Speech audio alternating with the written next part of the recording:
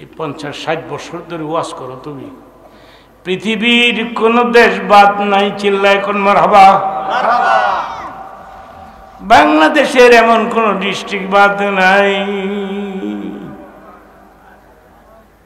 এমন একটা ইমামকে যদি গিয়া বলেন, যে কোনো গ্রামে প্রবেশ করে যে কোনো ইমামকে যদি জিজ্ঞেস করেন মাওলানা যুক্তিবাদী সাহেবের নাম শুনছেন, বলবে অবশ্যই চিনি, চিনি। উনি তো আমাদের ওয়াজ মাহফিল এই গ্রামেই করে গেছেন, মাদ্রাসায়। ভাইরা আমার, আমাকে চিনে সবাই, ঠিক কিনা? আপনারাও চিনেন। এই যে ইয়াং ছেলেরা, যুবক বাবারা, তোমরা একটু বসো তো, তোমাদেরকে নিয়ে একটু মোনাজাত দিতাম। আমার সঙ্গে দেখা করবেন, এখানে এসে দেখা করবেন এবং যে যা পারেন কিছু ডোনেশন সদকা করে যাবেন। হ্যাঁ, জীবনের শেষ মাহফিল, একটা আবদার করে ফেললাম, আল্লাহ পাক কবুল করুক সবাইকে। সবাই নিয়ত করবেন আমি কিছু না কিছু দিব, কিছু দিব তো যুক্তিবাদীকে। আমার একনিষ্ঠ ভক্ত যারা আছে এরা তো ইচ্ছা করলে একটু বেশিও দিতে পারেন, যে 200 টাকা দিয়ে দিই, 100 টাকা দিয়ে দিই, 500 টাকা দিয়ে দিই, এরকমও তো হতে পারে। সব হুজুরদের ওয়াজ শেষ, ওখানে আমার দাবা শুরু। যেখানে যায়, হুজুর আপনি ওয়াজ করলে তো লোক যাইব গা, তো গেলে গা, এটা আমার দোষ। কালেক্টর বক্তা ফার্স্ট ক্লাস, আপনাদের দেশের পরিচিত, নাম ধরে ধরে ডেকে ডেকে তিনি কালেকশন করেছেন। আমি তো কালেকশন করি না এখন, এককালে করতাম যখন আমি ইয়াং ছিলাম, যুবক ছিলাম।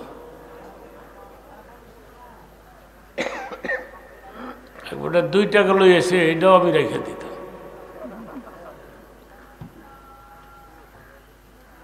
নৌকায় চড়ে বলছে, ভাইরে যুক্তিবাদীর যন্ত্রণায় 2 টাকা ছিল, এটাও দিয়া গেছে। মাঝি কয়, ভাই আপনার কোনো টাকা লাগবে না,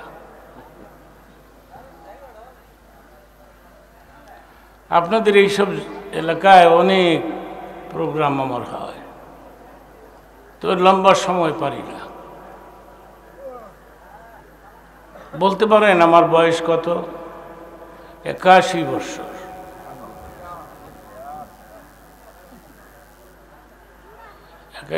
একাশি বৎসরে মানুষ ওয়াজ করে, যাদের সাথে ওয়াজ করতাম এরা কেউ নাই, সব জান্নাতে চলে গেছে। আমি কেমনে কেমনে বসে রইলাম নিজেও বুঝি না। হাদা মিন ফজলে রাব্বি, এটা আল্লাহ পাকের একটা মেহেরবানি ছাড়া আর কিছু না। ব্রাহ্মণবাড়িয়ার ভাইরা, হুজুরের দেশের মানুষ, মুফাসসির হুজুরের দেশের মানুষ, তিনি আমাকে অনেক প্রিয় করতেন এবং ভালোবাসতেন। ওনার হাতের একটা চিঠি এখনো আমি যত্ন করে রেখে দিয়েছি। সেই চিঠিটা তিনি উর্দুতে লিখেছিলেন এক জায়গায় প্রোগ্রামে দাওয়াত নেওয়ার জন্য।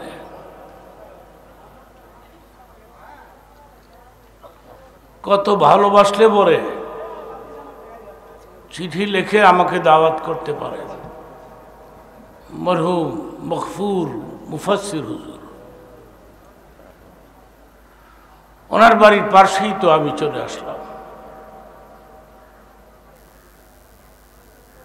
আমি কিছুক্ষণ বয়ান করব, এরপর একসাথে মুনাজাত দিব, আমরা চলে যাব।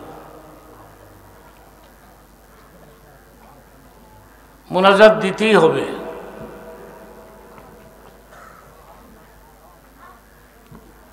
মসজিদের মধ্যে এক শ্রেণীর লোকেরা আছে, ঠিক আছে, মসজিদে এক শ্রেণীর লোকেরা আছে, তারা মুনাজাতের মধ্যে হাত তোলে না। আমার মসজিদের মধ্যেই এই গন্ডগোলরা। হাত তুলবে না কেন? আল্লাহকে বুঝাইলো আমি কে লিগে তোমার দরবারে হাত তুলতাম, মুনাজাতের দরকার নেই আমার। ইমাম যেখানে নিজেই মুনাজাত দিলেন, হাত তুললেন, মৌলানা যুক্তিবাদী হাত তুলছে, আমি আবার কোন হান থেকে আসলাম, আমি কেন হাত তুলব না? আহলে হাদিসের লোকেরা হাত তোলাটাকে বেদাত বলতেছে।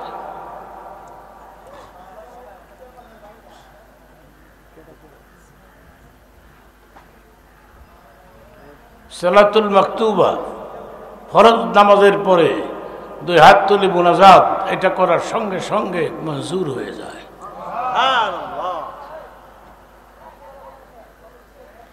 মুনাজাত না দিয়ে আমরা যাব না। আজকে একটা মুনাজাত করব আপনাদের জন্য, আমি অনেক দামি। আমি আল্লাহর কাছে বলবো, আল্লাহ গো, যারা যারা আমার সঙ্গে হাত তুলে মুনাজাত করলো, এদেরকে তুমি সোনার মক্কা মদিনা জিয়ারত নসিব করে দাও। চিৎকার মেরে বলেন আমিন। এই দোয়াটা আপনাকে কে করবে? কোথায় পাবেন এই দোয়াটা? আমার এক বক্তৃতায় এক লোক অনেকদিন আগে দাঁড়িয়ে বলতেছে, যুক্তিবাদী দোয়া তো করলেন, আমরাও আমিন কইলাম, এখন টাকা পয়সা দিব কেন? আমিন যদি কবুল হয়ে যায় টাকা লাগে না। চিৎকার মেরে বলেন সুবহানাল্লাহ।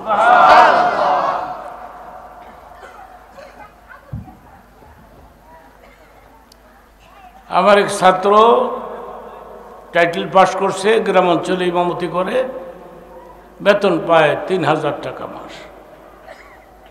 3000 রাখেন তো, খাতা খুতা রাখেন, এখন এটা রেখে দেন, পাশে রেখে দেন, হ্যাঁ, পরে আবার কাজে লাগাই। এখন লোকেরা কিছু ওয়াজ শুনুক, ঠিক কিনা? ইমামের বেতন আমার বাড়াই দিবেন, আপনি পাগল হয়েছেন নি? যে কোনো কায়দায় ঠকাই দিলে হয়। আমি যদি প্রধানমন্ত্রী হইতাম না, এটাও জানি। মহিলা প্রধানমন্ত্রী আল্লাহ যে আমার না বানায়। মহিলা প্রধানমন্ত্রী পালায় চলে গেল, ইন্ডিয়াতে আছে।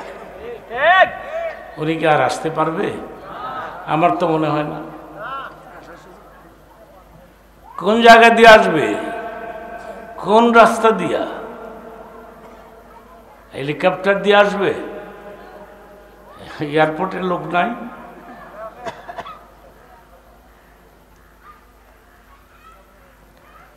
আমি যদি প্রধানমন্ত্রী হইতাম,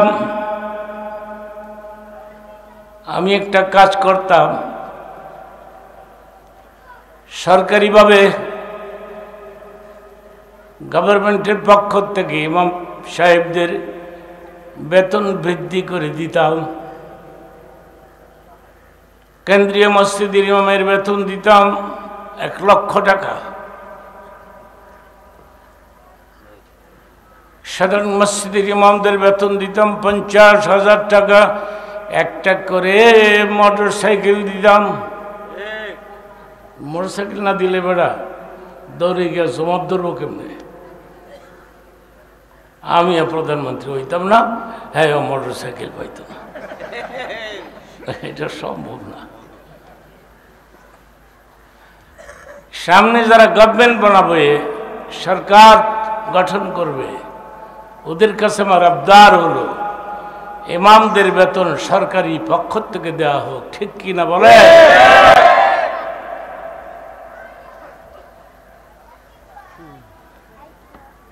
আপনারা জানেন আমি এভরি ইয়ার, প্রতি বছর সোনার মক্কা মদিনা সফর করি, অনেক বছর ধরে। তওয়াফ করতে গিয়ে দেখি ওই ছাত্রটা 3000 টাকা যে বেতন, ওই ছাত্রটা আল্লাহর ঘরের তোয়াফ করে। আমি ডাক দিলাম, মৌলানা বেতন কত? 3000। কেমনে আইলা? আপনি না মোনাজাতের মধ্যে দোয়া করেছেন আর আমি আমিন বলেছি, ওই আমিন কবুল হয়ে গেছে। সুবহানাল্লাহ কর। কি দেশে আইলাম রে, সুবহানাল্লাহ কয় না। এতগুলো লোক, সুবহানাল্লাহর মধ্যে স্পিরিট নাই। সুবহানাল্লাহি তামলাউল মিজান। এই পৃথিবীতে যারা বেশি বেশি করে সুবহানাল্লাহ বলবে, কিয়ামতের ময়দানে মিজানের পাল্লায় ওদের ওজনকে ভারী করে দেয়া হবে। এইবারে তো জোরে কইল কেন? একটু লাভের সংবাদ পাইছি। বাঙালি তো লাভ না দেখলে লাভ মারে না।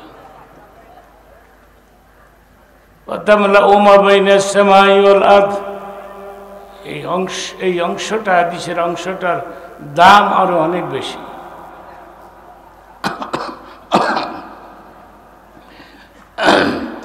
এই পৃথিবীতে কেউ যদি শুধু একবার সুবহানাল্লাহ বলে, শুধু একবার, সঙ্গে সঙ্গে গোটা দুনিয়ার ফাঁকা জায়গাটা ওই ব্যক্তির নামে নেক দিয়ে পরিপূর্ণ করে দেওয়া।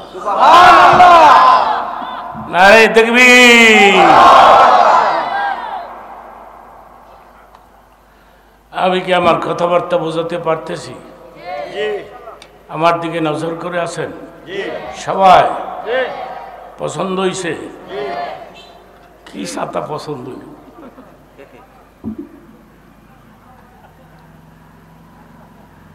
আজকের থেকে অনেক বছর আগে বরিশাল গেছিলাম ওয়াজ করতে, স্টিমারে।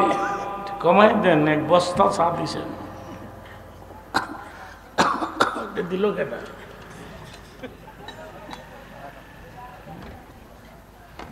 একবারে কমায়। স্টিমার যখন ঘাটে নামছে,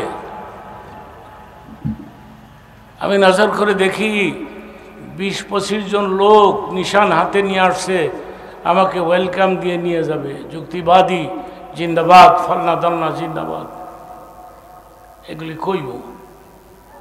কিন্তু রে, স্টিমার থেকে নামিয়ে আমি চলে গেছি ওদের সামনে। ওরা আমার ইসি গায়ে, হুজুর যুক্তিবাদী আইছে। মেজাজটা কেমন খারাপ হয়। মানুষ চিনস না, কি লেগাইছে? তকবীর দিল না। দিল না কেন? পছন্দ হয় নাই। তো কাটিং ফাটিং ধরছি বুড়া বয়সে।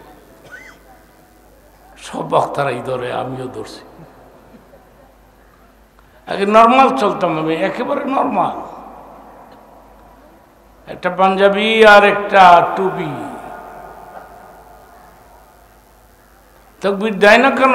পছন্দ হয় না। সেই জন্য আপনাদেরকে জিজ্ঞাসা করলাম, পছন্দ হইছে? একসাথে বলেন মাশাআল্লাহ বলেন।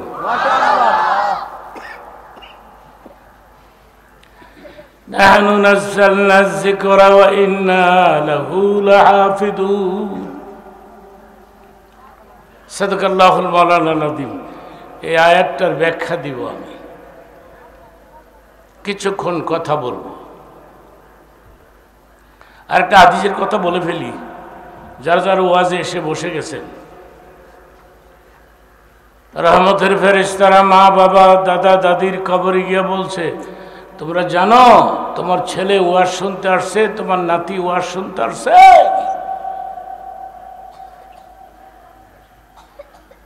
তখন বাপ জিজ্ঞাসা করে, আমার ছেলে ওয়াজ শুনতে আসছে, আমার নাতি ওয়াজ শুনতে আসছে,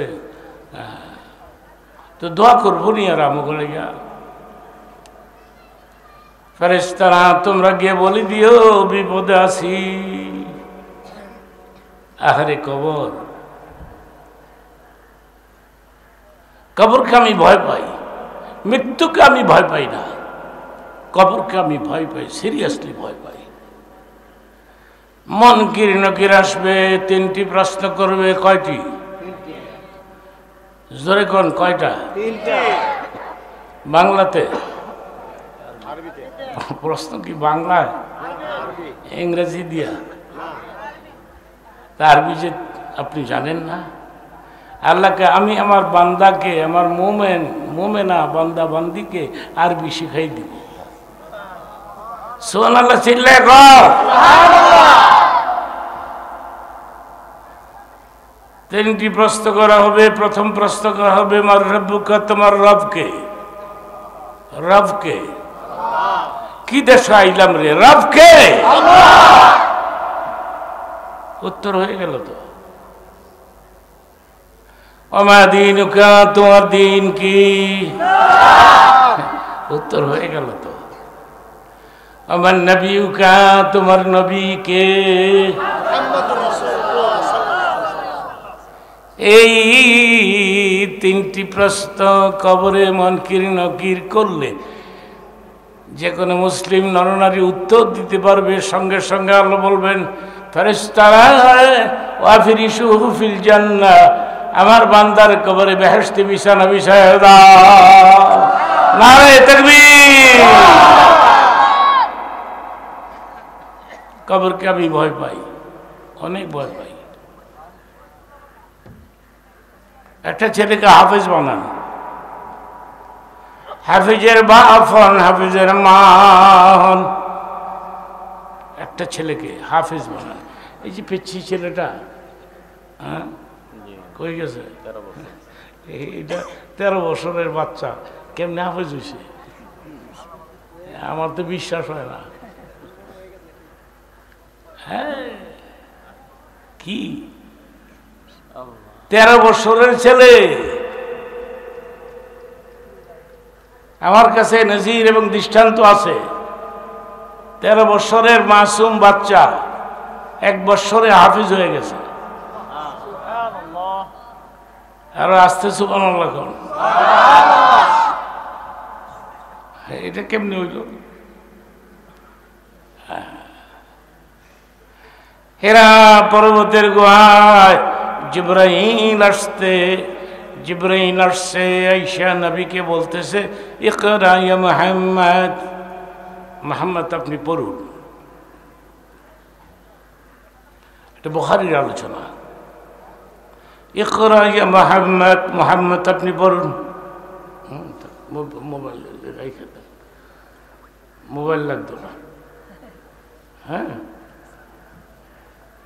কথাগুলি শোনেন।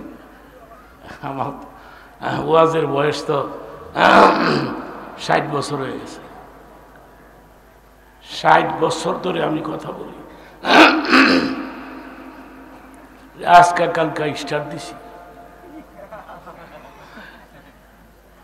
এখনো ওই যে এখন অল্প অল্প করি, অল্প সময়। আজকেও আমার দিকে নজর করে থাকে, আমার দিকে। হাদিস শরীফের মধ্যে আসছে উলামা ইকরামের চেহারার দিকে নেক নজরে তাকায় থাকলে সগীরা গুনাহ মাফ হয়ে যায়। হুজুরদের চেহারার দাম কত? আমি ঢাকাতে এক শ্রেণীর লোকেরা আমাদের কাঠমোল্লা কয়। আমি বলে কাঠ দিয়ে বানাইছে, কাঠ দিয়ে বানাইছে, কাঠমোল্লা। কাঠমোল্লা ইদানিং বলে না, আগে বলতো কাঠমোল্লা। আমাদেরকে ওয়াজ করতে দিত না, মাইক সামনের থেকে কেড়ে নিত। মৌলানা সাইদি সাহেবের নাম কেন বললেন? মাইকটা নিয়ে গেল। কত বড় জুলুম! আচ্ছা, আপনারা নিরপেক্ষভাবে বলেন তো, মৌলানা সাইদির মতো আর একটা ভক্ত আসবে? যত রঙের আসতেছে, আসলে কি সাইদি হবে না? আমার বন্ধু মানুষ, একসাথে লেখাপড়া করি নাই, একসাথে মাহফিলের ময়দানে। সিস্টেমটা তো আমরা চালু করে গেলাম। প্যান্ডেল হতে হবে, পোস্টার হতে হবে, বড় করে নাম থাকতে হবে, মাইকিং করতে হবে, এরপরে লোকজন আসবে। এই সিস্টেম তো আমরা 2 জন চালু করে গেলাম, ঠিক কিনা বলেন?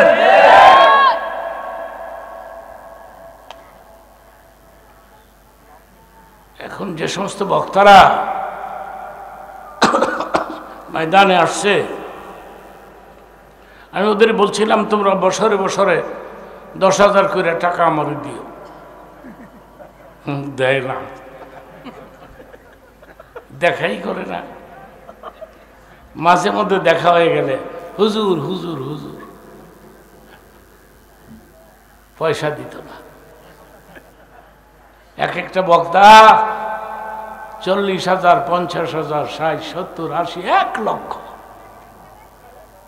আপনারাই দেন।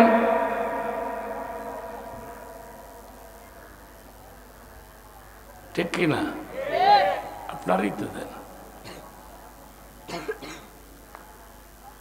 মৌলানা সাইদি সাহেব আমাকে একদিন বলেছিলেন, পিরিজপুরের লোকেরা আপনার ওয়াজ শুনতে চায়। আমি বললাম, আপনি যেখানে আছেন সেখানে আমাকে টানা হেসরা করেন কেন? আপনার ওয়াজই যথেষ্ট। এরপরে লোকেরা চায়। পরে একটা প্রোগ্রাম আমি দিব, একটা ডেট করব, উনি আমাকে নিয়ে যাবেন বলছিলেন, কিন্তু তখন তিনি জেলখানার মধ্যে বন্দী হয়ে গেলেন একটানা 13 বছর। মানুষকে এইভাবে জুলুম করে, এইভাবে ছোট্ট একটা রুমের মধ্যে একটা বালিশ পর্যন্ত নাই। মেম্বার অফ পার্লামেন্ট ছিলেন তিনি, 3 বার এমপি হয়েছেন, তার কোনো ডিমান্ড নাই। 22,000 হয়েছে, এটাই বেশি। মেরে ফেলার কথা। জালিম গভর্নমেন্ট। আওয়ামী লীগের লোকেরা কিন্তু খারাপ না। আওয়ামী লীগের লোকেরা এখন বলতেছে নেত্রীর নির্দেশে আমরা এইসব কাজ করছি, ঠিক কিনা বলেন? সব দোষে বেডির উপরে। বেডি কত বড় জালিম, কত বড় জালিম। এখন যারা আওয়ামী লীগ করে এরা কয় ভাই আমি এখন বিএনপি হয়ে গেছি। কি অবস্থা! যে কথাটা দিয়ে শুরু করেছিলাম সেটা হল, ইকরা ইয়া মুহাম্মদ, মুহাম্মদ আপনি পড়ুন। নবী কি মূর্খ? চিল্লায় বলেন, নবী কি মূর্খ? নবী হবেন পৃথিবীর শ্রেষ্ঠ শিক্ষিত, সবচাইতে বড় শিক্ষিত, হাইলি এডুকেটেড মুহাম্মদুর রাসূলুল্লাহ সাল্লাল্লাহু আলাইহি ওয়াসাল্লাম। কিন্তু রে জিবরাইল যখন বললেন ইকরা ইয়া মুহাম্মদ, মুহাম্মদ আপনি পড়ুন, নবী বললেন মা আনা বিকারিন, আমি পড়তে জানি না। আপনাকে যে পড়তে হবে, এই 13 বছরের ছেলে হাফেজ হলো কেমনে? কথাটা বুঝাই দিয়ে নি, কেমনে এই বাচ্চাটা হাফেজ হইল?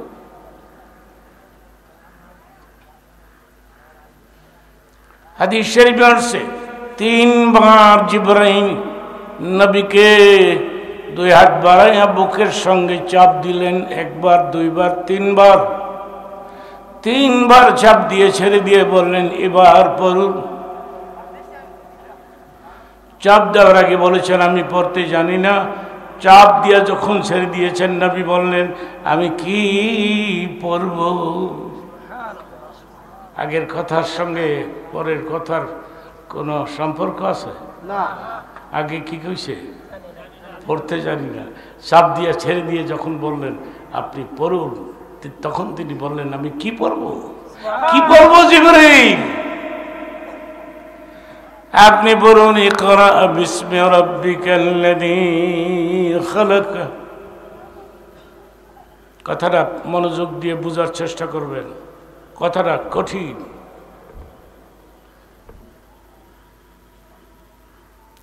দিনের নবী জিবরাইলের সঙ্গে পড়তেছেন। কিন্তু আল্লাহ বললেন, বন্ধু রে, জিবরাইলের সঙ্গে আপনাকে পড়তে হবে না। লা তুহাররিক বিহি লিসানাকা লিতা'জালা বিহি। আপনি জিবরাইলের সঙ্গে জিহ্বা ঘন ঘন করে নাড়াইয়া জ্ঞানী কোরআন মুখস্থ করবেন। জিবরিল পড়বে, আপনি শুনেন। সুবহানাল্লাহ। সুবহানাল্লাহ। দেখেন, শুনলেও মানুষ হাফেজ হয়ে যায়। এই যে অন্ধরা, অন্ধ তো শুনতে শুনতে হাফেজ হয়েছে পুরা। অনেক অন্ধ বক্তা আমার জানা আছে, বক্তা অন্ধ কিন্তু 30 পারা কোরআনের হাফেজ। লা তুহাররিক বিহি লিসানাকা লিতা'জালা বিহি। জিবরাইলের সঙ্গে আপনি জিহ্বা নাড়াচ্ছেন কেন? এই কথাটা শেষ হবে, চিল্লায় সুবহানাল্লাহ কম লাগবো। সুবহানাল্লাহ। কথা শেষ হয়েছে, শেষ হওয়ার আগেই পাগল হয়ে যায়। এই কথাটা শেষ করতে দেন। লা তুহাররিক বিহি লিসানাকা লিতা'জালা বিহি। নামি গো, জিবরাইলের সঙ্গে কোরআন কণ্ঠস্থ করার জন্য জিহ্বা ঘন ঘন করে নাড়াবেন না।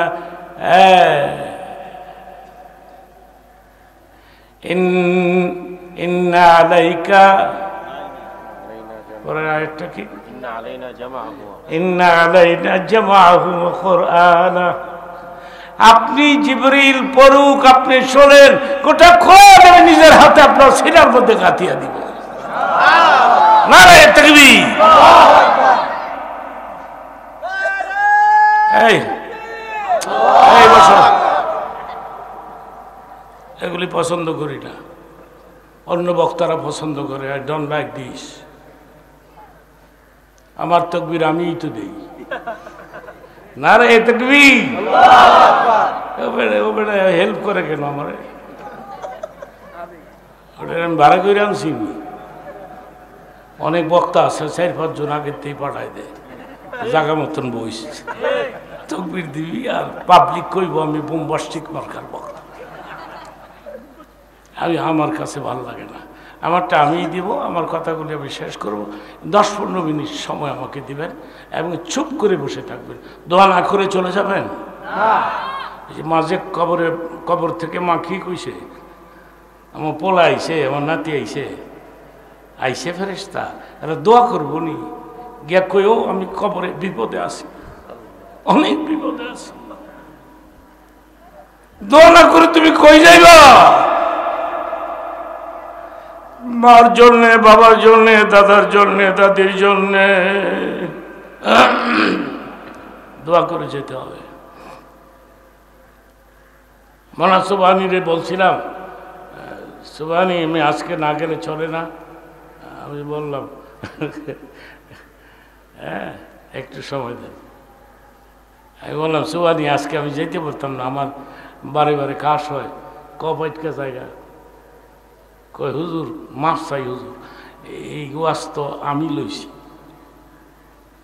ওরা আমারে বাইন্দা রাখবো। আমি বললাম তবে যাইতে পারি, অনেক বেশি সময় তো বলতে পারবো। আপনি যতদূর পারেন। দেখেন কতক্ষণ ধরে কথা বলতেছি আমি, ঠিক কিনা বলেন?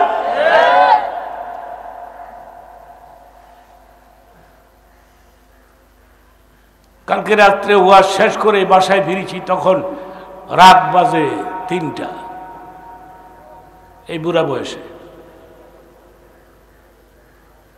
মুরব্বীরা কি কয়, এই মুরব্বী। তারপরে বেগমরে কইলাম 6টার সময়, পৌনে 6টায় ফজরের নামাজ হয়, তুমি কি পারবা আমাকে একটু পাহারা দিতে? 3টা তো বাজেই গেছে, বাকি সময়টা তাহাজ্জুদ পড়ো, এমনি তো তাহাজ্জুদ পড়ো, আমাকে একটু পাহারা দাও। আমি ঘুমাই, ফজরের সময় আমাকে ডাক দিও, আমি তোমারে বেহেশত লইয়া যাবো। মহিলা মানুষ না, বেহেশতের কথা হই না, পাগল হয়ে গেছে। আমার বেগম 5 বার হজ করেছে, 5 বার উমরা করেছে কয়েকবার। মৌলবীর বউ না,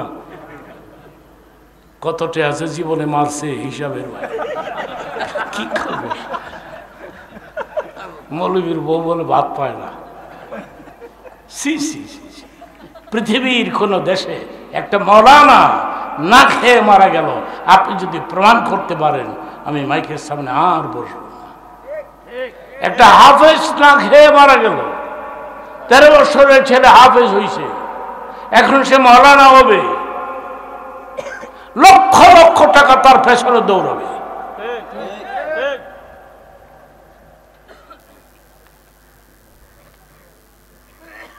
ওই গুলশানের একটা ছোট্ট কথা বলবো,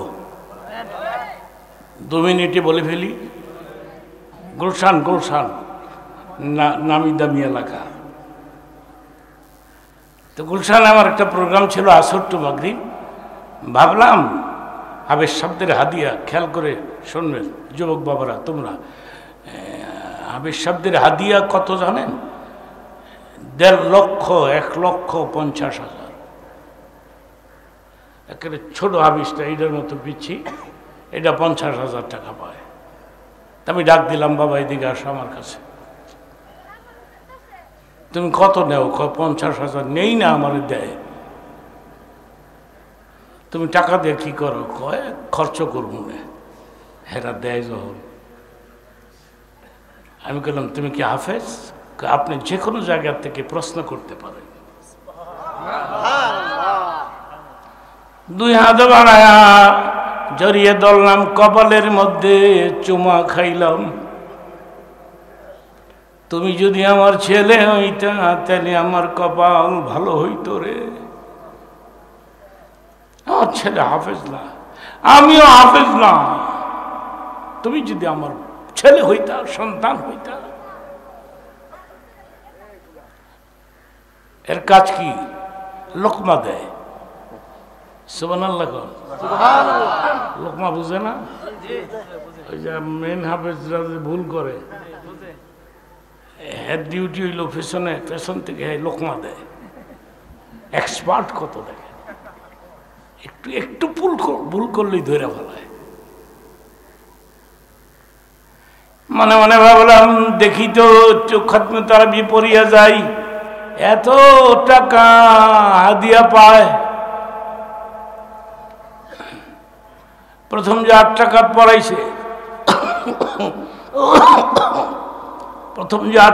পড়াইছে, এর কণ্ঠ এত ভালো, আমার এই পাগল করে ফলাইছে। যেমন তেমন কণ্ঠ দিয়ে আপনি আমাকে পাগল করতে পারবেন না, কিন্তু হাফেজ আমার পাগল করে ফলাইছে। আমি বললাম বাবা তুমি চমৎকার কণ্ঠ তোমার, তুমি তো কোরআন তেলাওয়াত করে আমারে পাগল বানাই দিলা। কই যুক্তিবাদী হুজুর, আপনি তো আমাকে চিনেন না, কিন্তু আমি আপনাকে চিনি। কেমনি ছিল? আপনি আজকের থেকে 20 বছর আগে আমাদের গ্রামের মাদ্রাসায় ওয়াজ করতে গিয়েছিলেন। ওই বছর আমি হেফজ শেষ করে পাগড়ি নেই, আপনি নিজের হাতে আমার মাথায় পাগড়ি বেঁধে দিয়েছেন। এই এতগুলি ছাত্রের মাথায় পাগড়ি বাঁধলাম, এরা আমি মরে গেলে দোয়া করতো না? যখন শুনবো যুক্তিবাদী মারা গেছে, তখন এরা দোয়া করবো, আল্লাহ হুজুরের জান্নাত দিয়ে দাও। আপনি জানেন কত হাফেজদের মাথায় আমি আমার এই 60 বছরে পাগড়ি বাঁধলাম? এরপরও আমি খবরকে ভয় পাই।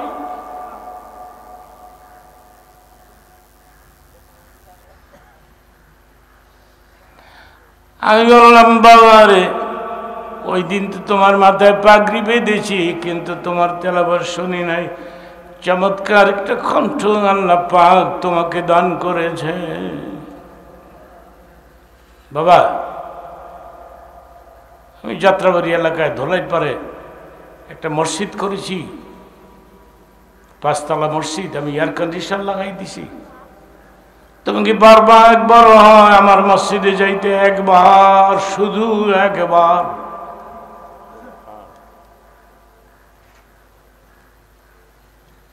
বলল, যুক্তিবাদী হুজুর, আমার মন চায় আপনার পেছন আমি সার্ভিস দিই,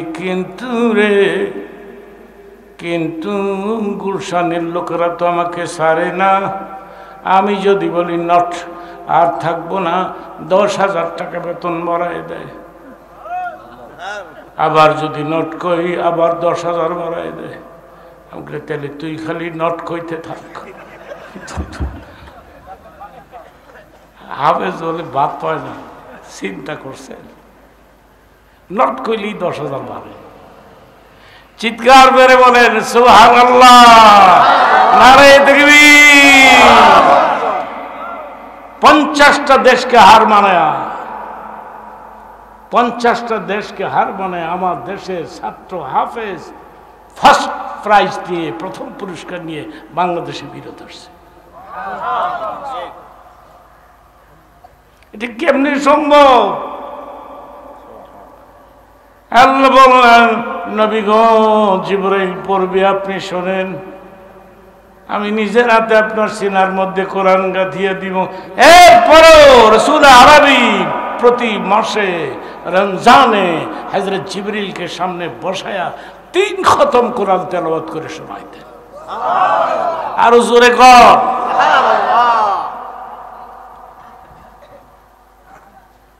একটা ছেলেকে হাফেজ বানাইবেন, মাদ্রাসা দেখে খুশি হইলাম, এতগুলি ছাত্রের মাথায় পাগড়ি দিলাম, আমি আজকে আমার মনটা খুশি হয়ে গেছে। আমি হয়তো আর আসবো না, আমার বয়সও তো শেষ হয়ে গেছে। আমি আল্লাহরে বলছি, আল্লাহ এই 1 বছর হায়াত তুমি আমারে বাড়াই দিও। 1 বছরের লেগে চাইছি। আল্লাহ জিগায়, কি লেগে তুই কি করবি? 1 বছর পার বাঁচবি কেন? আমি নির্বাচনের নমুনাটা দেখতাম। নির্বাচন হইব কি হইত, আমি দেখতাম কারা ক্ষমতায় আসতো। আওয়ামী লীগ ফিনিশ, ঠিক কিনা বলে? এত তোরজোর ছিল যে আওয়ামী লীগের। এখন মন্ত্রী মিনিস্টার যারা টাকা পয়সা মারছে, এরা আমও কোনো দোষ নাই, প্রধানমন্ত্রী হুকুম করছে, এর লিগে টাকা মারছে, বিদেশ পাস করছে। একটা ছেলেকে হাফেজ বানাইবা, আজকে রাত্রে বেগমের সঙ্গে যাইয়া শুইয়া কইবা, যুক্তিবাদী বৃদ্ধ বয়সে বলে গেছে, একটা ছেলেকে হাফেজ বানাইতে বলে গেছে, ও বিবি কথা দাও, হাফেজ বানাবো একটা ছেলেকে, হাফেজের বাপ হবো। কোথায় যেন এয়ারপোর্টে বসা ছিলাম আমি, শেষ করে ফেলবো 5-10 মিনিটের মধ্যে, কেউ লড়বেন না এখান থেকে। একটু জিকির করি, সুবহানাল্লাহ, আলহামদুলিল্লাহ, লা ইলাহা ইল্লাল্লাহ, সুবহানাল্লাহ।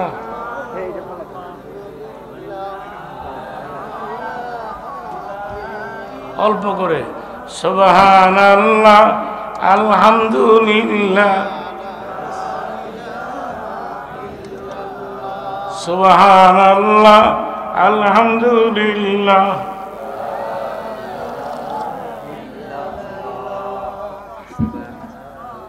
লা ইলাহা ইল্লাল্লাহ। আমি আমেরিকার একটা ছোট্ট ঘটনা বলবো, 2 মিনিটে বলে ফেলবো। 30 বছর ধরে আমি আমেরিকাতে এভরি ইয়ার, প্রতি বছর আসা যাওয়া করি। 30 বছর। হঠাৎ করে 12 বছর আগে ইমার্জেন্সি প্রোগ্রামে আমি মিশিগানে, ডেট্রয়েট, বিগ সিটি, বিরাট বড় শহর, মনোযোগ দিয়ে কথাটা শুনবেন।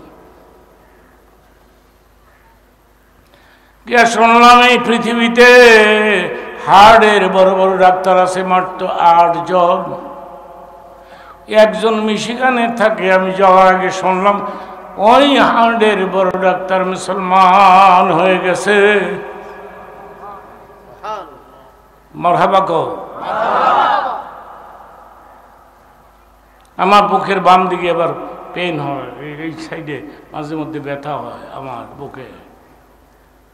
ভাবলাম হার্টের এত বড় ডাক্তার আবার মুসলমান হয়ে গেছে গা, অ্যাপয়েন্টমেন্ট নিয়ে যাই, বুকটা একটু দেখায় যাই। তো ফর্মের মধ্যে লিখছে মাওলানা মীর হাবিবুর রহমান। তা আমি যখন ঢুকছি তখন বলতেছে মাওলানা ওয়েলকাম, মাওলানা আসসালামু আলাইকুম, সিট ডাউন প্লিজ, তুমি বসো। আর ইউ মাওলানা আমার জিজ্ঞেস করে, আর ইউ মাওলানা? আমি বললাম yes. Are you read the holy Quran, তুমি কি কোরআন পড়েছ? আমি বললাম ইয়েস। আমার জিগায় কোরআন পড়ছিনি, সুযোগ পাইছে যখন। আমি বললাম ইয়েস। কোরআন পড়ে থাকলে বুক দাহিতে আইসকের লেগা, বুকের মেডিসিন তো কোরআনের মধ্যেই আছে। আলা বিযিকরিল্লাহি তাতমাইন্নুল কুলুব। মাওলানা তুমি সকালে বিকালে 2 বার জিকির কইরো, হার্ট মজবুত থাকবে। আরো জোরে কর, চিল্লায় কর। আপনাদেরকেও অনুরোধ করে গেলাম, লা ইলাহা ইল্লাল্লাহর ধাক্কা কোন দিকে? বাম দিকে। চিল্লায় কও কোন দিকে? লা ইলাহা ইল্লাল্লাহ, লা ইলাহা ইল্লাল্লাহ। মাওলানা সকালে বিকালে 2 বার তুমি জিকির কইরো, ইল্লাল্লাহর ধাক্কা বাম দিকে মাইরো, তোমার হাত মজবুত থাকবে। আমি বললাম ডক্টর, যে টুকরাটা তুমি পড়ছো ওটাকে আমি তোমাকে তেলাওয়াত করে শোনাবো? কই ইয়েস। তবে তো সর্দি, তারে না, আমি একটু সর্দি আর শোনাই দিলাম আর কি।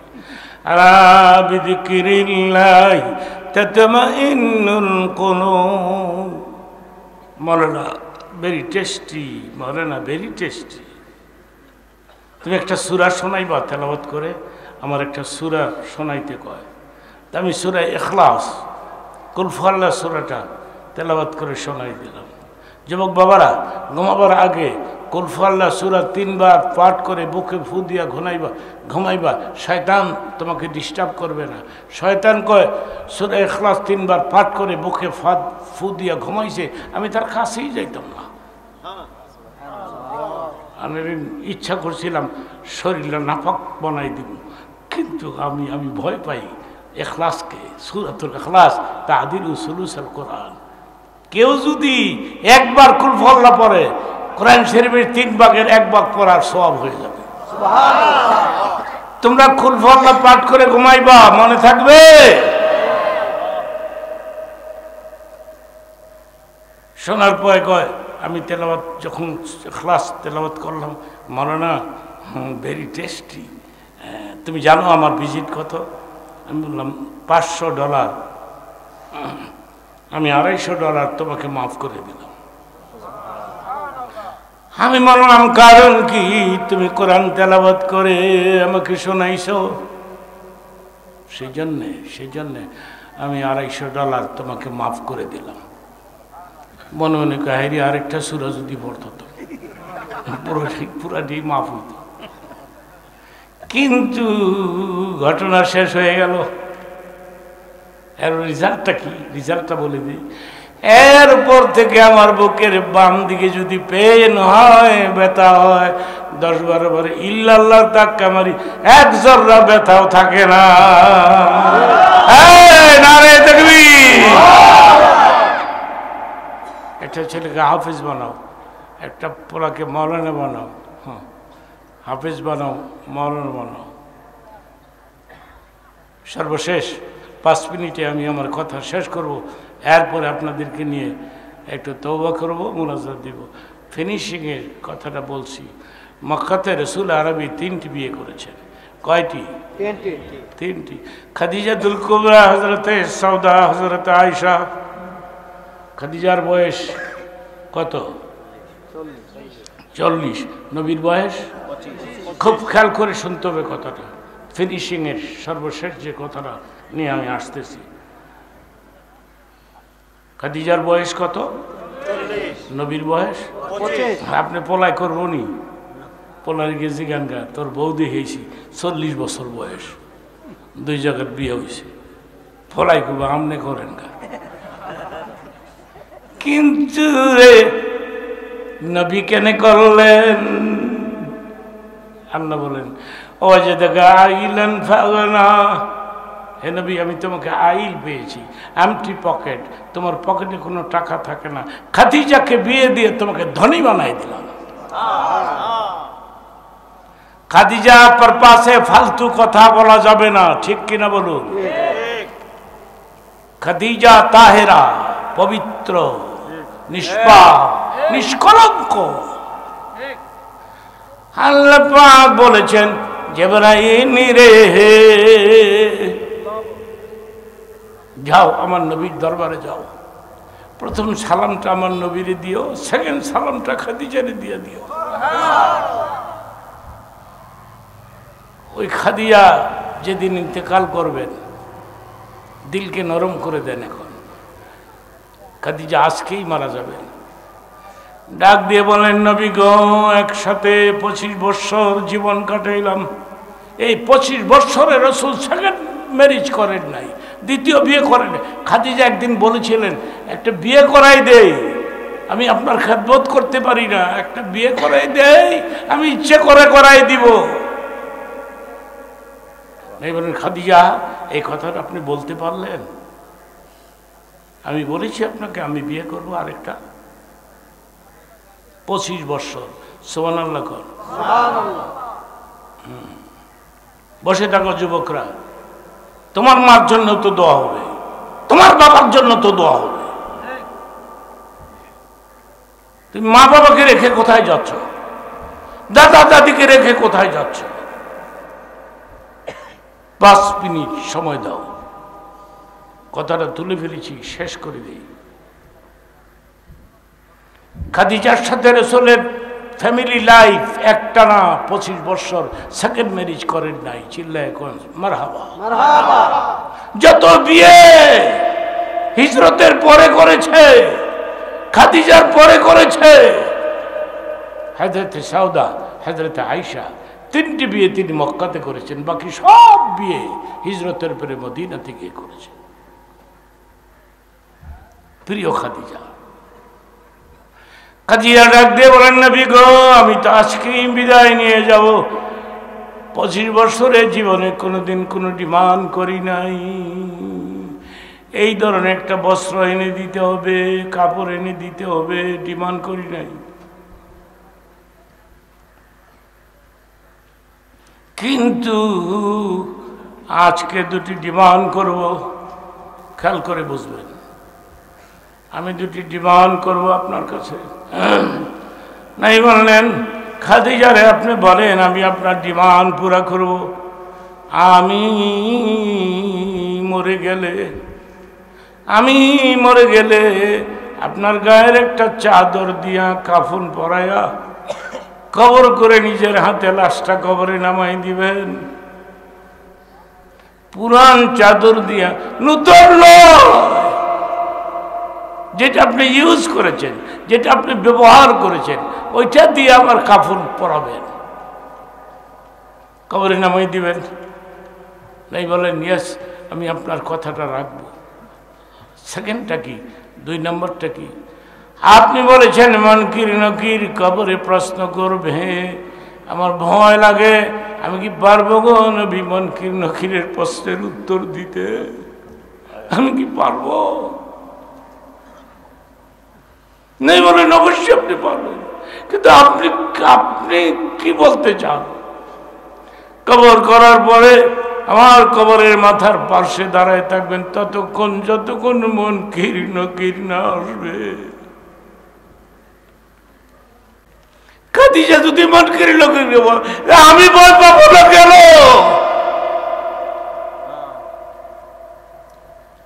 আমার অবস্থা কি হবে?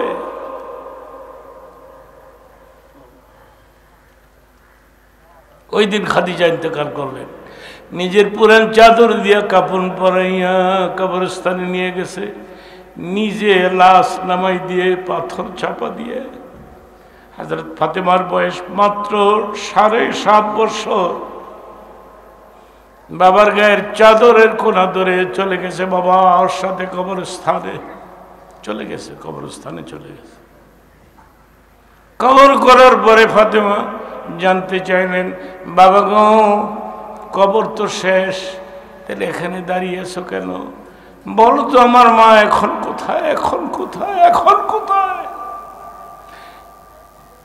তিনবার একই প্রশ্ন বারবার করলেন, নবী উত্তর দিলেন, তোর মা এখন হযরতে আসিয়া হযরতে রহিমার মাঝখানে বসে আছে। সুবহানাল্লাহ বলো, আল্লাহু আকবার বলো। তাইলে তুমি দাঁড়িয়ে আছো কেন? চলো, চলে যাই। নাই বলেন মানে মনকির নকিরকে তোর মা ভয় পায়। মনকির নকির তো এখনো আসে নাই, সেই জন্যে মাথার পার্শ্বে দাঁড়িয়ে আছি। তখনই আল্লাহ ডাক দিয়ে বললেন, জিবরিল রে, নবীকে আমার সালাম বলে দে, আর বলে দে ফাতেমারে লইয়া ঘরে যাইতে বল। মনকির নকির আসবে না নিষেধ করে দিয়েছি। মনকির নকিরের প্রশ্নের উত্তর আমি দিয়ে দিয়েছি। নারে তাকবীর, নারে তাকবীর। একটা ছেলেকে হাফেজ বানান। আপনার হাফেজ ছেলে যদি আপনার জানাজার নামাজ পড়ায়, কবরের আযাব মাফ। আরো আস্তে কর, চিৎকার মেরে কর।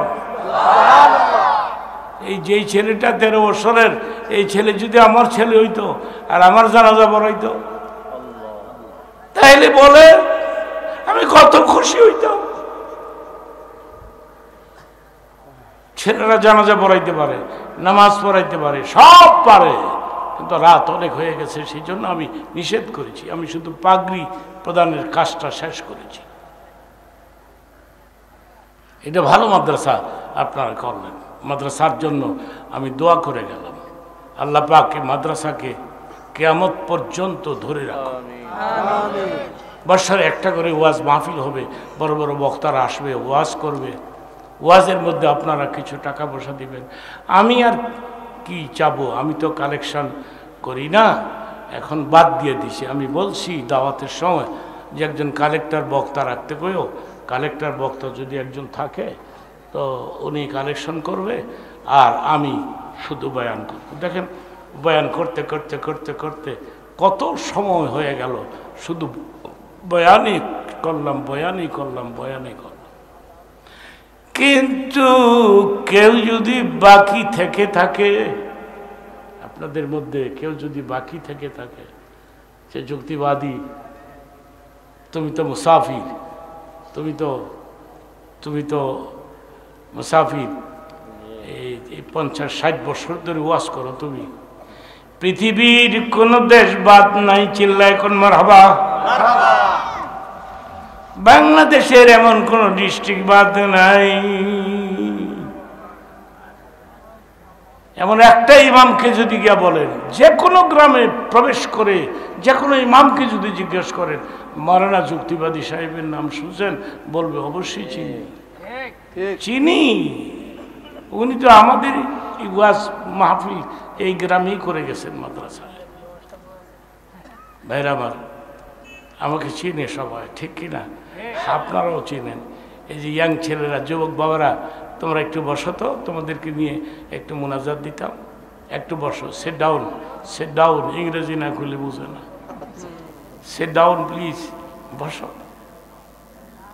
কত টাকা কত পয়সা ওখানে যায়, ওনারা ডাক দেন।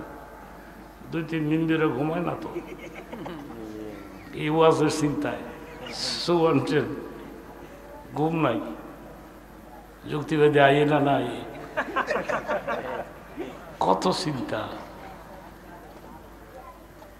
মুফাসসির হুজুর যেখানে আমাকে এই এলাকার একটা দাওয়াতের জন্য উর্দুতে একটা চিঠি দিয়ে গেছেন, যত্ন করে রাখছি আমি। হুজুরে লেখছে, আমি একটা দাওয়াত ক্যান্সেল করে রাখছি। হুজুরে এত বড় মুফাসসির, হ্যাঁ, চলে গেল আমাদেরকে রেখে। তা আমি সময়ের মালিককে, টাকা পয়সার মালিককে না। কত টাকা কত পয়সা কারণে যায়, নবীর ঘরে দান করিলে পার হয়ে রয়। মাদ্রাসা নবীর ঘর, এখান থেকে হাফেজ হচ্ছে, আমি সবচেয়ে বেশি খুশি হয়েছি 13 বছরের ছেলে কেমনে হাফেজ হইল। চিল্লায় বলেন আল্লাহু আকবার। আল্লাহ বলছেন না জিবরাইল পড়ুক আর আপনি শুনবেন, গোটা কোরআনটা আপনার সিনার মধ্যে গাঁথিয়ে দিবে। তো এই বাচ্চার সিনার মধ্যে কেমনে গাঁথলো? আপনার ছেলে কই? আপনার ছেলে হাফেজ হলো না কেন? This is the question. তুমি কেন বললো না একটা ছেলেকে হাফেজ বানাইতে? যুবক বাবারা, সেই জন্যে সর্বশেষ আবদার হলো একটা ছেলেকে হাফেজ বানাইবেন, একটা মেয়েকে হাফেজা বানাইবেন। মহিলা মাদ্রাসার অভাব নাই বাংলাদেশে, পুরুষের অভাবের মাদ্রাসা পৃথিবীর কোনো দেশে এত মাদ্রাসা নাই যত মাদ্রাসা আমাদের দেশে আছে। মারহাবা কর। পৃথিবীর কোন দেশে এত মসজিদ নাই যত মসজিদ বাংলাদেশে আছে। এত মসজিদ, এত মাদ্রাসা, এত মাওলানা, এত মুহাদ্দিস। মাদ্রাসাটা আমি আপনাদের কাছে রেখে গেলাম। আমি 5 মিনিট কিছু সময় দিব। আপনাদের মধ্যে কেউ আছেন যুক্তিবাদী? আমি 10টা লোক চাই, 10 জন, 1000 টাকা করে লেখাবেন। এই টাকাটা রোজার মাসে দিবেন। রোজা এসে গেছে না? 70 গুণ সওয়াব বেশি হবে। কেউ যদি 2000 টাকা বলতে পারেন ওয়েল এন্ড গুড, 5000 টাকা বলতে পারেন ওয়েল এন্ড গুড। নূরুন আলা নূর। হাবিবুর রহমান, আলাদা লেখেন। হাবিবুর রহমান নামের টানে, জমের টানে। হাবিবুর রহমান কত?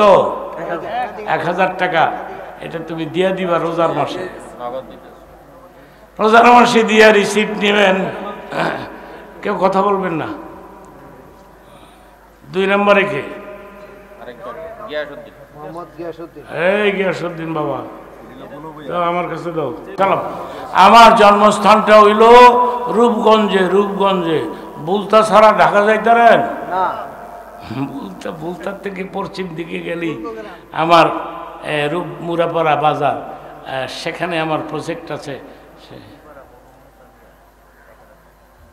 লেখছে, ঠিক আছে লেখুক, আমি একবারই দোয়া করব। ওখানে আমার বিরাট প্রজেক্ট আছে, মসজিদ, মাদ্রাসা, এতিমখানা। মসজিদের পশ্চিম দিকে আমার কবরের জায়গা করেছি। মসজিদের পার্শ্বে কবর দিয়েও মুয়াজ্জিনের ধ্বনি যেন শুনতে চাই। আর মাদ্রাসার এতিম ছাত্ররা ফজরের নামাজ পড়ে আমার কবরের পাশে গিয়ে দাঁড়ায়। এরপরও আমার ভয় লাগে, কবর আমার কেমন হবে, আমার আমল কেমন হবে। 60 বছর ধরে ওয়াজ করলাম, কত কথা মানুষদের শোনাইলাম, এরপরও ভয় লাগে। হঠাৎ করে আমার প্রজেক্টের কথা কেন বললাম এই জন্যে, আপনাদের মধ্যে অনেকে ধনী আছেন, দানবীর আছেন, যুক্তিবাদী। তোমার তো এতিমখানা আছে, আমি 100 টাকা দিলাম, আমি 200 টাকা দিলাম, আমি 500 টাকা দিলাম। এটা মুনাজাতের পরে দিবেন, এখন না। আপনি যদি মনে করেন যুক্তিবাদী একটা আবদার কইরা ফেলাইছে যখন, তাহলে আমি 200 টাকা দিয়ে দেই, 100 টাকা দিয়ে দেই, 500 টাকা দিয়ে দেই, 1000 টাকা দিয়ে দেই। আমার মাদ্রাসার, আমার এতিম ছাত্রদের জন্য যদি সম্ভব হয়, আপনারা মুনাজাতের পরে আমার সঙ্গে দেখা করবেন, এখানে এসে দেখা করবেন এবং যা পারেন কিছু ডোনেশন সদকা করে যাবেন। হ্যাঁ, জীবনের শেষ মাহফিল, একটা আবদার করে ফেললাম। আল্লাহ পাক কবুল করুক সবাইকে। সবাই নিয়ত করবেন আমি কিছু না কিছু দিব তো যুক্তিবাদীকে। আমার একনিষ্ঠ ভক্ত যারা আছে এরা তো ইচ্ছা করলে একটু বেশিও দিতে পারেন, যে 200 টাকা দিয়ে দিই, 100 টাকা দিয়ে দিই, 500 টাকা দিয়ে দিই, এরকমও তো হতে পারে। ব্রাহ্মণবাড়িয়া আমি ভালোবাসি হুজুরের খাতিরে, মরহুম হুজুরের খাতিরে আমি আপনাদেরকে ভালোবাসি। আমি একটু মুনাজাত করতে গেলাম। আল্লাহুম্মা আমিন। দিলকে নরম করে দেন। আল্লাহ পাক, রাত অনেক হয়ে গেছে, 12টা হয়েই গেল। হাজার হাজার মুসলমান নরনারী এক ঝাঁক মৌমাছির মতো আমি আবদার করেছি, আমার আবদার রক্ষা করেছে। 50,000 টাকা পর্যন্ত দিয়ে ফেলেছে, 1,000, 2,000, 5,000 করে টাকা দিয়েছে। আল্লাহ গো, এই টাকাগুলি তুমি মঞ্জুর করে নিয়ে যাও। আমার সঙ্গে যারা হাত তুলেছে এদেরকে সোনার মক্কা মদিনা জিয়ারত নসিব করে দিও। মদিনা রে ও মদিনা, কানে শোনে মদিনা, মদিনা সোনার মদিনা, চোখে দেখে না, মদিনায় নিয়ে যাও। নবী রওজা পাকের সামনে হাজির করে দিও। নবীর হাউজে কাউসার নসিব করে দিও। নবীরতে এক পেলা হাউজে কাউসার পান করলে রে কমপক্ষে 40 বছর পানির কথা মনে হবে না। নবীর হাতের হাউজে কাউসার নসিব করে দিও। আল্লাহ গো, এই মাদ্রাসা আমি তোমার কাছে রেখে গেলাম, কিয়ামত পর্যন্ত মাদ্রাসাকে মঞ্জুর করে নিয়ে যাও। আল্লাহ গো, আরো কত প্রোগ্রাম আমার হাতে রয়ে গেছে, ওগুলো সময় মতো তুমি পৌঁছায় দিও। আজকের মতো লম্বা লম্বা সময় সার্ভিস দিতে পারি সেই শক্তি তুমি আমাকে দিও। মানুষগুলো আমার দেখতে আসে, আহারে যুক্তিবাদী, যাই এক নজরকে দেখে আসি। মানুষগুলি এইভাবেই তো হয়ে যায়, হাজার হাজার লোক হয়ে যায়। যুবক বাবারা তারা ওয়াজ শুনছে, আমি এদের জন্য স্পেশাল দোয়া করে গেলাম, হাফেজের বাপ বানায়, মৌলানার বাপ বানায় দিও। আল্লাহ গো, মা বোনেরা যারা ওয়াজ শুনতে আসছে, হযরতে খাদিজাতুল কুবরার ক্যারেক্টার দিয়ে দিও, হযরতে আয়েশার ক্যারেক্টার দিয়ে দিও। স্বামী স্ত্রীর মধ্যে মহব্বত পয়দা করে দিও। স্বামী স্ত্রীকে একসাথে মিলাইয়া জান্নাত দিয়ে দিও। এলাকার যত মাদ্রাসা আছে সব মাদ্রাসার জন্য দোয়া করে গেলাম, তুমি মঞ্জুর করে নিয়ে যাও।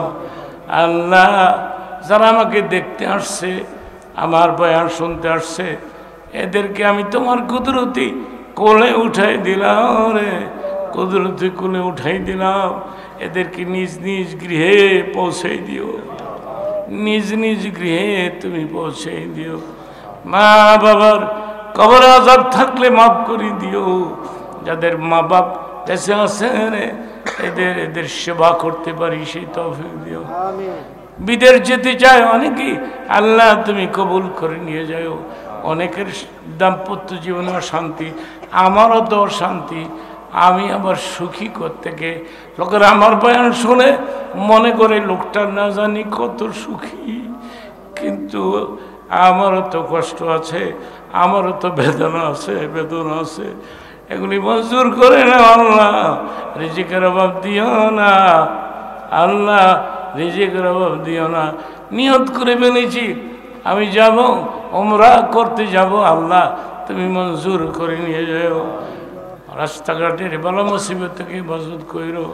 সবার জন্য দোয়া করে গেলাম, মাদ্রাসার কমিটির জন্যে, মোতামিমের জন্যে, সবার জন্য আমার আন্তরিক দোয়া থাকলো, তুমি মঞ্জুর করে নিয়ে যাও। মৌতের দিনে মদের জবানে জারি রেখে দিও তুমি লা ইলাহা ইল্লাল্লাহ মুহাম্মাদুর রাসূলুল্লাহ। আসসালামু আলাইকুম ওয়া রাহমাতুল্লাহ।